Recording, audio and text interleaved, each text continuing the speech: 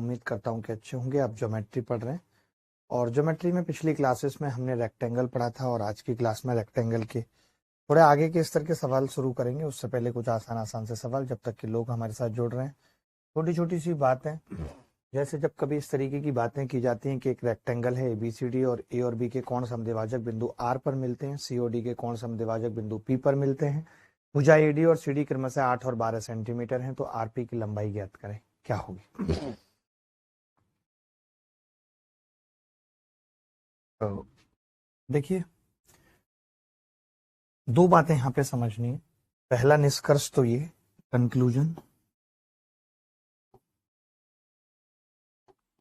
पहला कंक्लूजन ये कि PQRS एक स्क्वायर होगा।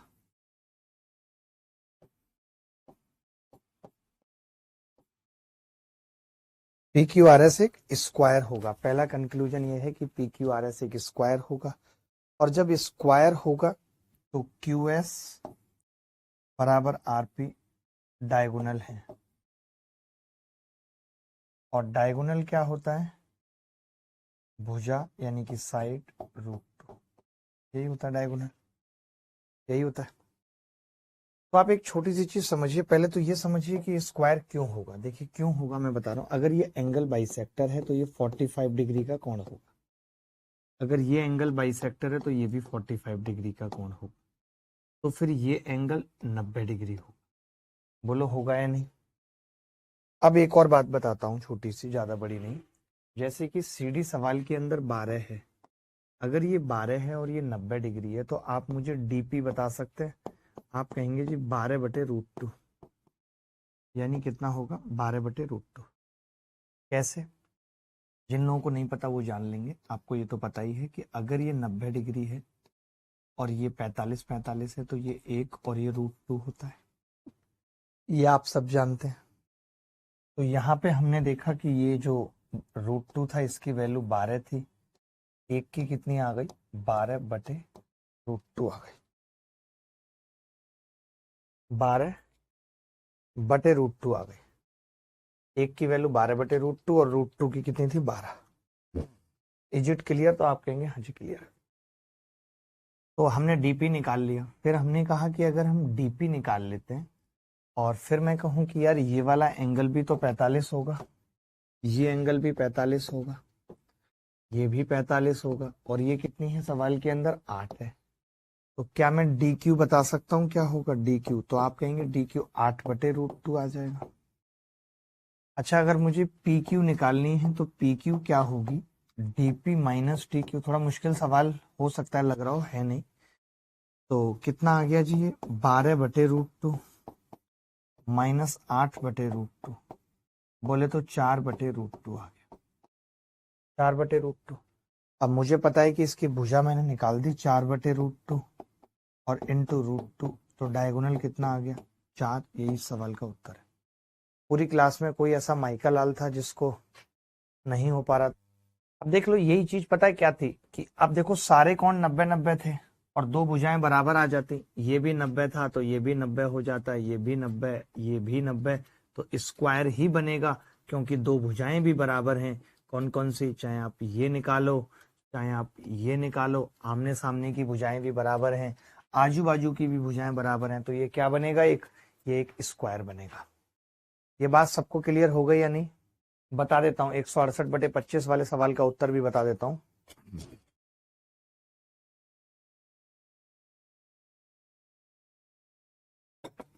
ये सवाल याद हो गया सबको? जब कभी ऐसा सवाल आएगा तो आप डायरेक्ट भी याद रख सकते हैं कि 12 में से 8 घटेगा, बस दैट्स इट। इसकी शॉर्ट ट्रिक हो गई कि 12 माइनस 8 बराबर 4 आ जाएगा डायगोनल, और आ भी रहा है 4। चलिए कुछ छोटे छोटे सवाल देख लीजिए, छोटे छोटे सवाल जो पेपर में आए वो देख लीजिए फटाफट से, फिर आगे बढ़ेंगे। आपने पूरा कॉन्सेप्ट जान लिया है रेक्टेंगल का। आयत ABCD में मैं चित्र बनाता हूं, जब तक आप सवाल करिए। AB बराबर 10 है,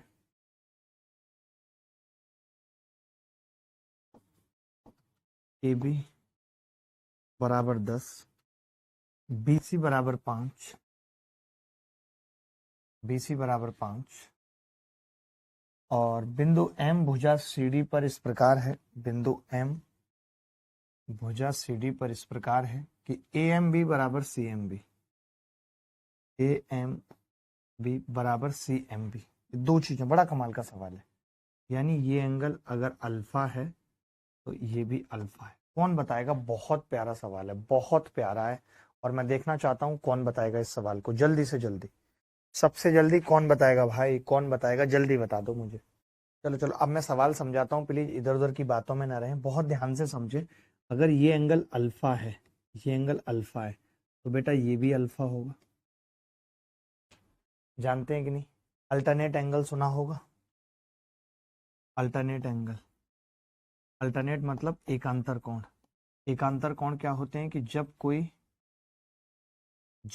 कोई दो समांतर रेखाएं, जब कोई दो समानांतर रेखाएं CD और AB, दो समानांतर रेखाएं को एक तिर्यक रेखा काटती है, तो ये कोण आपस में बराबर होते हैं और इन्हें हम क्या कहते हैं? अल्टरनेट एंगल कहते हैं। ठीक है भाई, अल्टरनेट एंगल कहते हैं। मैंने कहा कि अगर ये दोनों बराबर हैं, ध्यान से आप फिर समझना, अगर ये दोनों बराबर हैं तो ये 10 है तो ये भी 10 होगा, मानते हो? और अगर ये 10 है, ये 5 है तो ये भी 5 होगा। तो क्या आप बता सकते हो कि अगर ये 5 और ये 10 यानी 1/2 का रेशियो, तो मैं कह सकता हूँ ये एंगल 30 डिग्री होगा। बोलो, मान लेते हैं, मैं इसे थीटा मान लेता। अगर आपको ऐसे नहीं समझ में आ रहा, मैं इसे थीटा मान के साइन थीटा निकाल देता। साइन थीटा क्या होता है? परपेंडिकुलर बटे हिपोटेनस 1/2। तो मैं कहता कि थीटा 30 डिग्री होता है, तभी ये वैल्यू 1/2 होती है। थीटा 30 डिग्री होता है तभी ये वैल्यू 1/2 होती है। ठीक है, अब आपने देखा कि ये 30 डिग्री निकाल दिया अगर हमने, तो ये पूरा एंगल कितना बचेगा? 150 डिग्री। यानी हम कह रहे हैं कि 2 अल्फा बराबर 150 डिग्री है। अल्फा कितना आ जाएगा? 75 डिग्री। Alpha 75 degree. पूछा क्या है सवाल में? AMD पूछा है, AMD पूछा था, तो ये 30 डिग्री। अगर ये अल्फा पूछ लेता तो हम कहते कि 75 डिग्री होगा, कुछ भी पूछा जा सकता था। बोलो भाई, बोलो बोलो जल्दी, आगे बढ़े। मैंने कुछ नहीं किया है सवाल में, मैंने बस इतना किया है, मैंने कहा कि इन्होंने दो एंगल बराबर दे रखे हैं, AMB और CMB, ये दो बराबर दे रखे हैं अल्फा अल्फा। ठीक है, अगर ये दोनों बराबर हैं, ये अल्फा है तो ये भी अल्फा था, अल्फा अल्फा ये इक्वल हो गए दोनों, तो ये 10 है तो ये भी 10 हो गया, ये 10 था तो ये भी 10 हो गया, ये 5 था तो ये भी 5, ये 5 और ये 10, तो 5/10 यानी 1/2, तो थीटा कितना आ गया? 30 डिग्री। क्लियर है जी बात? तो आप कहेंगे हाँ जी क्लियर है। आगे बढ़ते हैं। एक ये छोटा सा सवाल देख लीजिए, बहुत छोटा सवाल है। जब तक आप खुद से नहीं करेंगे तब तक मजा नहीं आएगा। मेरी रिक्वेस्ट है आप खुद से भी करें सवाल। गुरुजी आपसे मिलकर बहुत मोटिवेट हूँ, तुझसे ग्रेट हो। थैंक यू शुभम भाई, शुभम पंडित खिवई से हमारी मुलाकात हुई और बहुत सारे फोटो भी इन्होंने हमसे भेजे हमें। देखो भाई, डीपी कितना है सवाल के अंदर? डीपी 8 है और पीबी कितना है? 2 है। बस इतना दिया हुआ है। अच्छा, आप में से कितने सारे लोगों को ये वाली बात पता है, कितने सारे लोगों को ये वाली बात पता है कि पी कहीं पे एक बिंदु है? तो हम ये जानते हैं कि एपी का स्क्वायर प्लस पीसी का स्क्वायर बराबर पीबी का स्क्वायर प्लस पीडी का स्क्वायर। एपी का स्क्वायर प्लस पीसी का स्क्वायर बराबर पीबी का स्क्वायर प्लस पीडी का स्क्वायर, ये दिया हुआ है। ठीक है, ये दिया है। अब समझना एक बहुत छोटी सी बात बहुत अच्छे से, कि यहाँ पे मुझे सिर्फ डीपी पता है और पीबी पता है, लेकिन क्या हम ये नहीं जानते आप और हम कि अगर ये 90 डिग्री है और ये भी परपेंडिकुलर है, तो क्या हम सीपी निकाल सकते हैं या नहीं? तो एक बच्चा बोला जी हाँ सीपी निकाल सकते हैं, सीपी बराबर अंडर रूट के अंदर डीपी इंटू पीबी। कितने लोग इस बात को समझ पाए? कितने लोगों को ये वाली बात याद है कि अगर आपने राइट एंगल ट्राइंगल पढ़ा था, तो राइट एंगल ट्राइंगल में जब हम परपेंडिकुलर डालते थे, याद है कुछ नहीं? नहीं याद तो मैं याद दिलाता हूँ। इस तरीके से एक राइट एंगल ट्राइंगल बनाया था हमने, आप सबको याद होगा, बचपन से पढ़ रहे होगे। ABC BD परपेंडिकुलर होता था तो हम कहते थे कि भैया BD बराबर होगा √AD इंटू CD। क्या कुछ कहते थे, याद करो, कहते थे भाई? ठीक है, चलो अब हमने ये 4 निकाल दिया तो AP कितना है पूछा है सवाल के अंदर, AP का स्क्वायर प्लस PC का स्क्वायर कितना है, PC 4 चौक 16 बराबर PB का स्क्वायर कितना है 2 दूनी 4 प्लस PD का स्क्वायर कितना है 8 2 64। तो हमने देखा AP का स्क्वायर कितना आ जाएगा, 68 में से 16 जाएंगे 52, यानी AP बराबर आ जाएगा 2√13। 2√13 B is the correct answer. कोई ऐसा बच्चा जिसको ना समझ में आई हो बात तो बता दो, वैसे मैक्सिमम लोगों का उत्तर आ गया। PQRS एक आयत है जिसमें PQ और QR का अनुपात 3:2 है।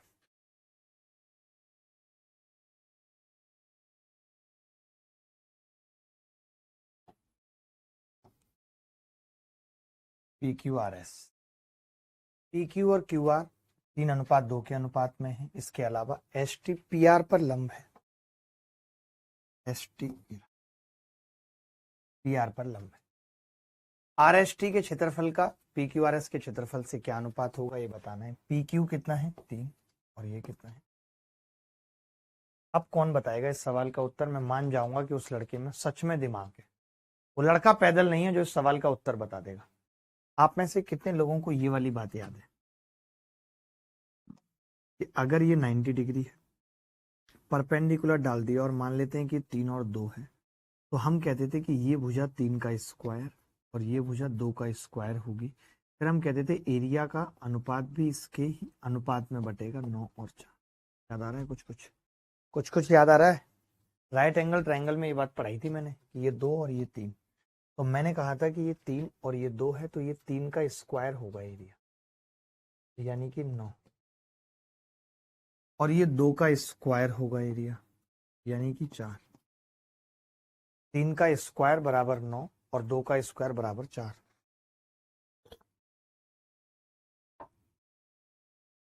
ठीक है, तो ये 9 और 4 13, 13 ऊपर है तो नीचे भी 13 होगा, नीचे भी 13 होगा। ठीक है, तो 9 और 4 13 और 13 नीचे, तो इन्होंने यही पूछा था RST का एरिया। RST कितना है 9, PQRS कितना है 20, 9 और 26। ऑप्शन में नहीं है, इस 5 और 26 को कर लो। किसी का भी आया था 9 26, अक्सोय हल्दर का आ रहा है और शुभम पंडित खिवई तुक्का मार रहा है तो उसका भी आ रहा है। शुभम पंडित खिवई, किसी को डाउट है तो पूछ लो भाई, किसी को डाउट है तो पूछ लो। ये तरीके याद रखो। देखिए, ज्योमेट्री का मतलब ही यही है कि अगर रेक्टेंगल है तो रेक्टेंगल 2 राइट एंगल ट्राइंगलों से मिलकर ही बनता है। अगर हमें रेक्टेंगल को अच्छे से समझना है तो हमें राइट एंगल ट्राइंगल की बेसिक प्रॉपर्टी पता होनी चाहिए, जो हम कक्षा 8 में पढ़ते थे। जैसे अब हमने क्या लगाया यहाँ 2 और 3, तो ये 2 का स्क्वायर 4 आ गया, 3 का स्क्वायर 9, हमने कहा 9 और 4 यहाँ पे 13 हो चुका है एरिया इसके ऊपर, तो नीचे भी 13 होगा। बहुत अच्छा सवाल था ये सवाल सीपीओ में आया हुआ है, SSC CPO SI में 9 दिसंबर 2019 को। बता सकता है कोई क्या जवाब होगा फटाफट से? PQRS एक आयत है, TPQ पर एक ऐसा बिंदु है, चित्र बना लेते हैं।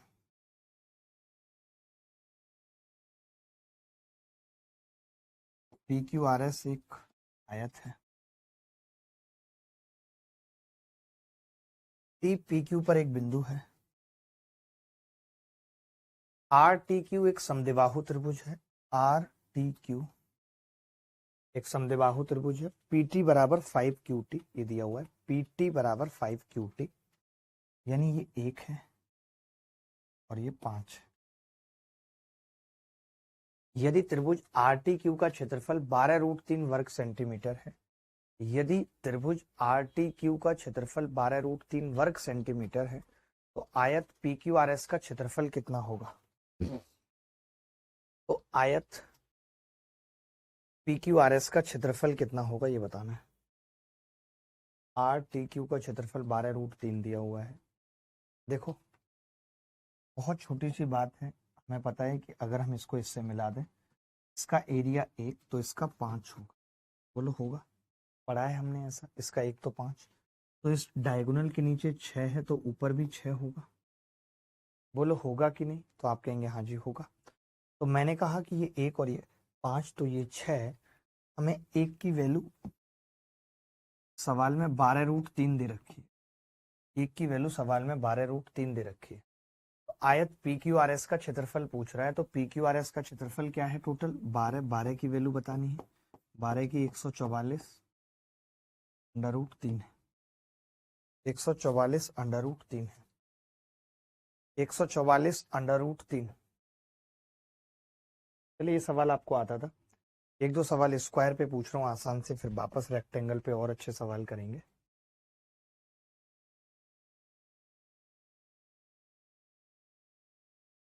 ये कितने लोगों को आता है? ये वाला सवाल बहुत इंपॉर्टेंट और बहुत अच्छा है।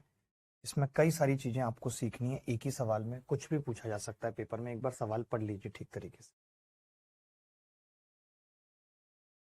ABCD is a square. ABCD एक स्क्वायर है। M is the mid point of AB and N is the mid point of BC.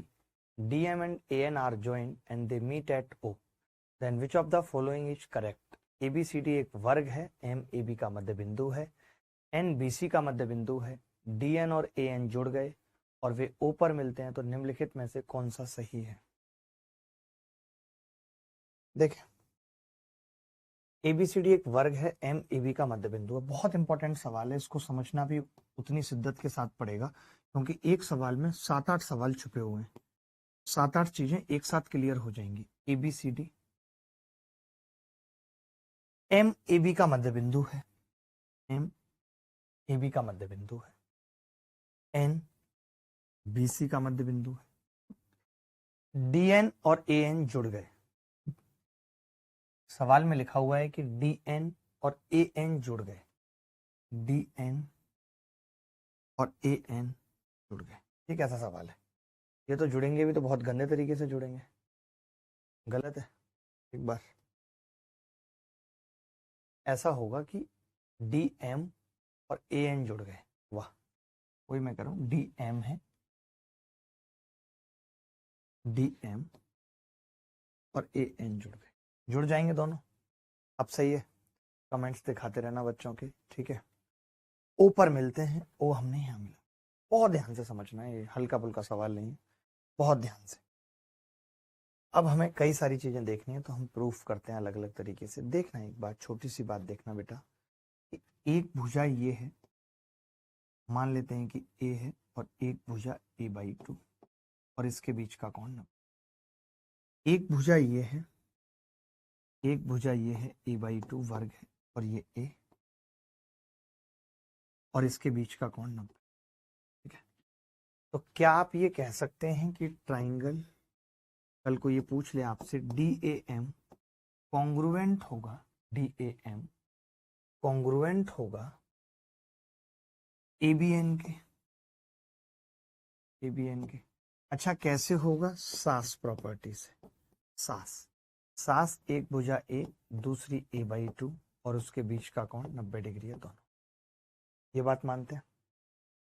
अगर किसी एक त्रिभुज के दो भुजाएं और उनके बीच का कोण किसी दूसरे त्रिभुज की दो भुजाएं और उनके बीच के कोण के बराबर है, तब हम कह सकते हैं कि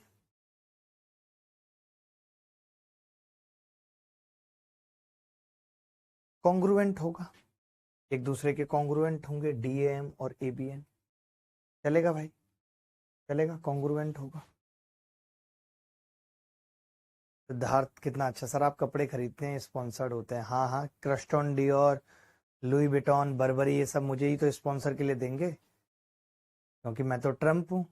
देखें भाई, अब आपको एक बात समझ में आ गई कि अगर हम इस ट्राइंगल को अल्फा मानते हैं, अल्फा, ये a/2 के सामने की भुजा है, तो a/2 के सामने यहाँ पे अल्फा होगा। बोलो होगा या नहीं? यहाँ पे अल्फा होगा। अच्छा, आपको मालूम है कि अगर यहाँ पे अल्फा हो गया तो ये 90 माइनस अल्फा हो जाएगा, और ये ऑलरेडी अल्फा है, तो ये एंगल 90 हो जाएगा। एक चीज और हमें पता चली यहाँ पे, जो पहला निष्कर्ष हमने निकाला भैया DM परपेंडिकुलर होगा AN पे। एक ये बात पता चल गई, ये भी पता चल गई। बोलो भाई पता चल गई कि नहीं? तो आप कहेंगे हाँ जी बिल्कुल पता चल गई। और हम क्या क्या निकाल सकते हैं? अब आप एक चीज ये भी कहेंगे कि यार ये दोनों ट्रायंगल आपस में सिमिलर भी हैं। कौन कौन से? जैसे ये अल्फा है और ये 90 है और ये 90 माइनस अल्फा है, ये भी 90 माइनस अल्फा है।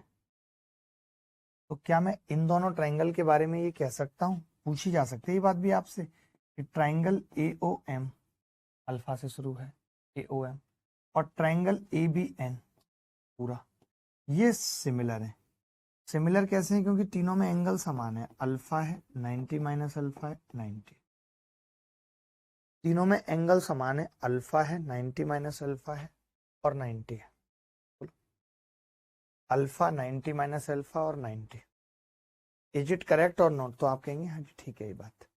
अच्छा, इससे हमें क्या फायदा होगा? इससे हम ये कह सकते हैं कि इनकी भुजाओं का अनुपात भी से यही होगा। क्या होगा? इसमें 90 के सामने की जो भुजा है और इसमें 90 के सामने की जो भुजा है उनका अनुपात समान होगा।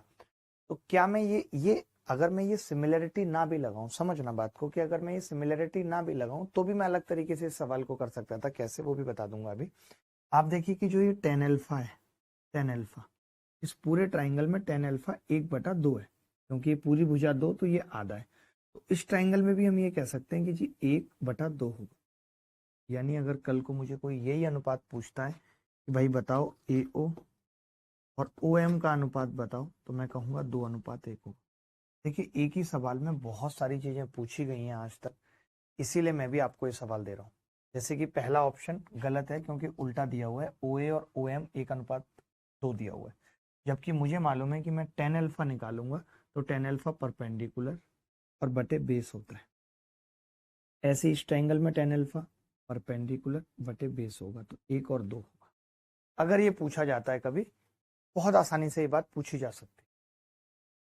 एक बच्चा कहता है सर AN बराबर DM होगा, ये बात बिल्कुल सही है। ये मैं इसी से बता सकता हूँ, ये जो मैंने ट्राइंगल कॉन्ग्रुएंट किए इसी से मैं कह सकता हूँ कि AN बराबर DM होगा। क्या होगा? AN बराबर DM। चलेगा दोस्त? आप कहेंगे जी दौड़ भी सकता है, चलना तो दूर की बात है। इतनी सी बात क्लियर हो गई। और कुछ जानना चाहते हैं इसमें तो भी पूछ सकते हैं, कह सकते हैं, कोई बड़ी बात नहीं। चलिए एक बहुत छोटा सा तुच्छ सवाल है, कई बार पेपर में पूछा गया, इसलिए मेरा भी फर्ज है कि मैं पूछूं। तो बताएं क्या जवाब होगा इस सवाल का। ABCD एक वर्ग है, AC और BD ऊपर मिलते हैं, AC और BD ऊपर मिलते हैं। मान लीजिए कि K AB पर ऐसे बिंदु हैं, K और L AB पर ऐसे बिंदु हैं कि AO बराबर AK। देखो एक चीज समझनी पड़ेगी। अब जैसे K और L है, आप क्या करेंगे? यहाँ पे K ले लेंगे, यहाँ L। आपको ये समझना पड़ेगा कि अगर AO AK के बराबर है, देखो मैंने अगर यहाँ पे भी खींच दिया, परपेंडिकुलर भी खींच दूं, तो भी आप समझो कि ये और ये कभी बराबर नहीं हो सकता, क्योंकि ये हाइपोटेनस है, ये बेस है। यानी अगर आपको AO के बराबर AK लेना है तो K लगभग यहाँ होगा। मानते हो ये बात सही है कि नहीं?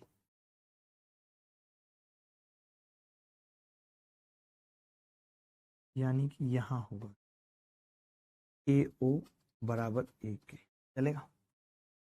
अब आपको ये वाली बात पता है कि यार अगर अगर ये एंगल 45 डिग्री का है तो मैं ये जरूर कह सकता हूं कि ये 67.5 और ये 67.5 कह सकते हैं। बोलो मानते हो? सेम इसी तरीके से इन्होंने कह रखा है कि BO बराबर BL, तो L ये होगा, और इसको अगर मैं इससे मिला दूं तो ये कह सकता हूं ये एंगल भी 67.5 होगा, और हमें ये थीटा चाहिए LOK। आपने कहा एंगल LOK बराबर होगा थीटा बराबर 180 माइनस 67.5 माइनस 67.5 बराबर 45 डिग्री। तो टेन थीटा कितना आ जाएगा? सबको समझ आया? कोई ऐसा बच्चा जिसको ना समझ में आया हो?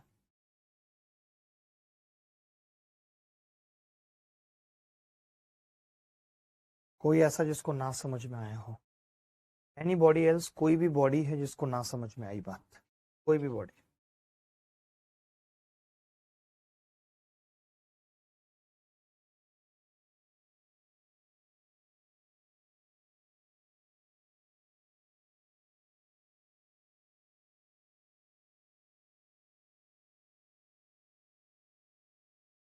किसी वर्ग की भुजा x है और किसी समबाहु त्रिभुज की भुजा y है। किसी वर्ग की भुजा x और किसी समबाहु त्रिभुज की भुजा y है तो एक ही वृत्त के अंदर है।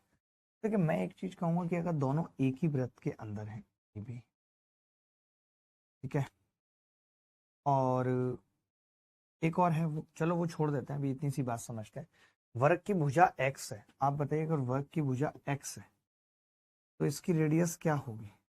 आप कहेंगे पूरा x√2 और बटा 2 इस वृत्त की रेडियस होगी, होगी इस वृत्त की रेडियस। अब आपको ये पता है कि अगर एक समबाहु त्रिभुज इसके अंदर है, यानी कि ये circumcircle of equilateral triangle है, circumcircle of equilateral triangle है।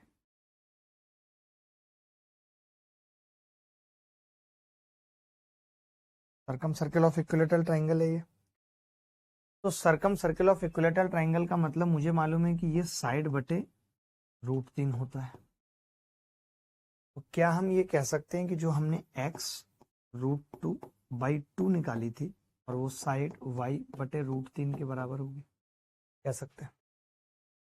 सवाल में हमसे यही पूछ रहा है कि जी तो अगर मैं भाग लगा दूं तो ये √2 बार कटेगा तो x बटे वाई कितना आ जाएगा सवाल में? अंडर रूट के अंदर 2/3, अंडर रूट के अंदर 2/3, यही आ जाएगा।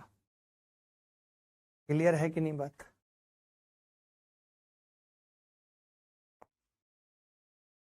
आसान सवाल था।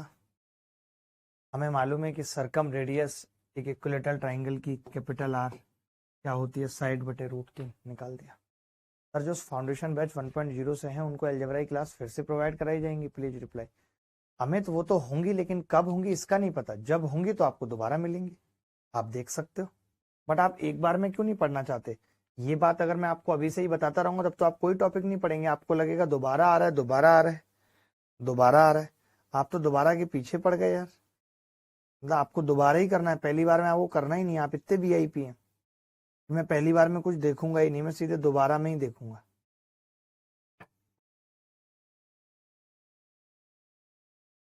देखिए ऐसे सवालों को ही हम कहते हैं कि हम शिफ्टिंग कर सकते हैं। कैसे कर सकते हैं आप बताइए? अगर मैं इसको थोड़ा सा इधर खींच दूं तो मेरी एक भी शर्त भी खराब नहीं होगी और ये लाइन सीधी हो जाएगी और ये परपेंडिकुलर हो जाएगा और यहाँ पे मिल जाएगा। कर सकता हूँ, इससे कोई खराबी नहीं है, कोई प्रॉब्लम नहीं है। अगर कोई प्रॉब्लम नहीं है, छायांकित भाग का क्षेत्रफल 18 दे दिया। अगर ये 18 है तो ये भी 18 होगा, होगा या नहीं होगा?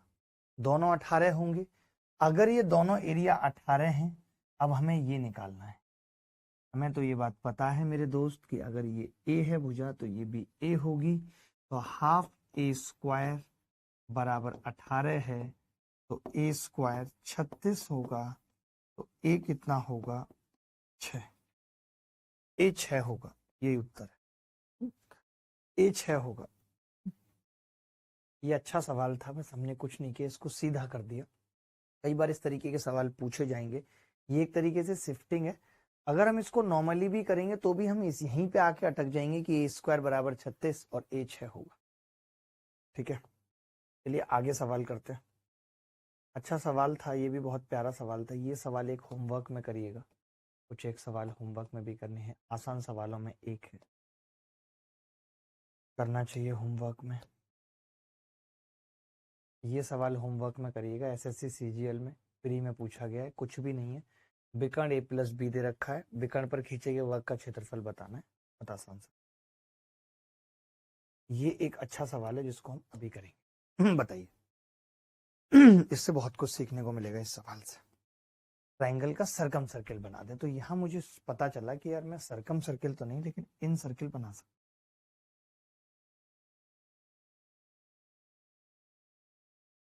इन सर्किल बना सकता। देखिए इन सर्किल बना सकते हैं। ABCD भुजा 8 इकाई का एक वर्ग है। अब आप बताइए कि अगर M मिड पॉइंट है और मिड पॉइंट से पैरेलल लाइन आपने खींची, मिड पॉइंट से पैरेलल लाइन आपने खींची है, या आप ये कह सकते हो कि ये भुजा AB थी 8 और M मिड पॉइंट था तो ये 4 है और पैरेलल है, इसका मतलब ये दोनों भी मिड पॉइंट। यानी मैं ये कह सकता हूं MAT कर लो इसको, AT का, MAT का और CTB का मिड पॉइंट होगा।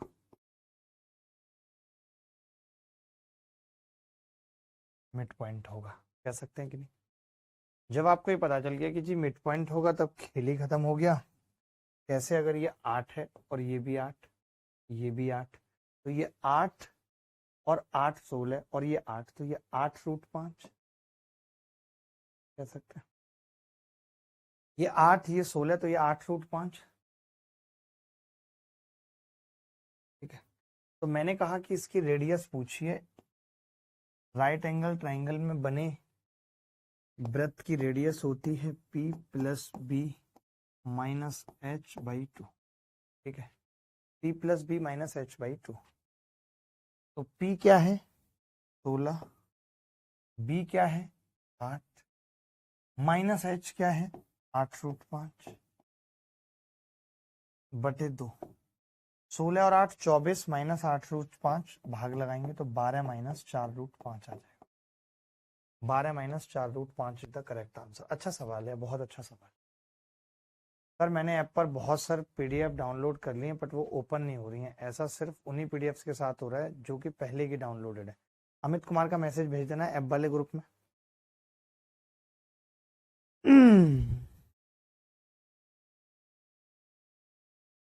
बोलो भाई, किसी को कोई डाउट है तो बता दो।